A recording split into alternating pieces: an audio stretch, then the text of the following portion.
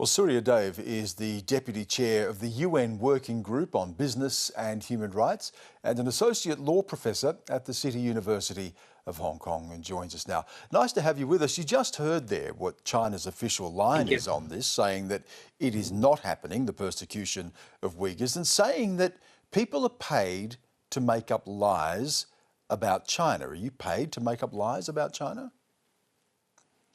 I mean, Stan, we received some complaints about this particular issue sometime in 2020. And after doing our internal due diligence, we wrote to the Chinese government early this year. And so far, we have not received any formal reply from the Chinese government. As you would notice, we also wrote to several other governments and more than 150 companies. So, of course, we are independent experts appointed by the Human Rights Council. And of course, the idea of that we are getting paid to speak like this is just something I would not like to comment. This is below my dignity. Surya, there are serious allegations here. We heard from China saying that they reject them, and they've also rejected any calls for an open inquiry into this. It does raise the question, how do you know? When we talk about potentially up to 1 million Uyghurs being held in what are being called detention camps and being brainwashed, which is some of the language that's being used here, how do you know? I mean, of course, access to the Chinese market as such, but also in particular to Xinjiang is very difficult. But I think there have been some investigations done by journalists who are no longer in China because of those investigations. But also we have our own processes in the UN system to verify some information that we receive.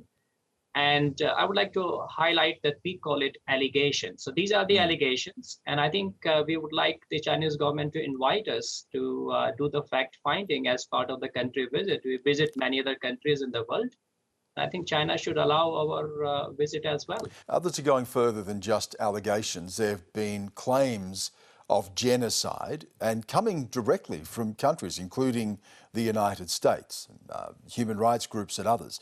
Is that how you would describe this? And when we talk about potential genocide, what are we talking about? Is this something commensurate with what we've seen in the past, or are we talking about what we saw in Nazi Germany with the Holocaust? How do we define this? I mean, Stan, every situation is very different, but I think we have a process, and the process is that we call these complaints as allegations. They're definitely very serious in nature. That's why we are requesting the Chinese government to allow independent experts to do the fact finding. And we know that we know that China has said no to that. So where does this leave the situation? Because it appears to me that you have two different narratives. You've outlined what the narrative of the West and human rights groups are and what the narrative of China is. China also points the finger at other countries and accuses them of hypocrisy. So you have two different systems working here, and Uyghur people potentially here caught in the middle of this. So how is this resolved? What is a way through? I would not call it Western versus Chinese. I would say that the Chinese government has own narrative, but we're talking which about is international. How China describes it, though, isn't it? China points Yes. the yes, So exactly. that is the Chinese perspective. I take it, but the other perspective I would say is the international human rights perspective. And Chinese government does not dismiss international human rights law, right? It is part of the Human Rights Council. And that's where I think we should take a deep political stand on this particular issue, in my view. Chinese government accepts on record, and in our meeting with them, they also mentioned it, that they don't tolerate forced labor, slavery, or anything like this, right? And international law also does not tolerate it. So then it's a question of fact. If everyone agrees that there should not be any forced slavery or anything like this, then let some objective, independent observers visit China, give them free access. Let there be a fact finding. And that will be in the interest of the Chinese government. That will be in the interest of all companies that are operating in China and Xinjiang.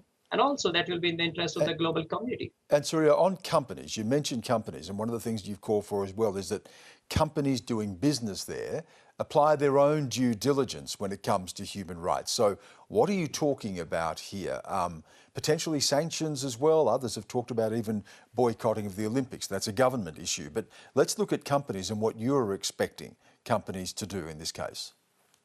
Under the UN Guiding Principles on Business and Human Rights, and they are precisely 10 years old now, and Chinese government also accept those guiding principles, all businesses must do human rights due diligence, which is an ongoing process to find out, to prevent, and remediate human rights abuses.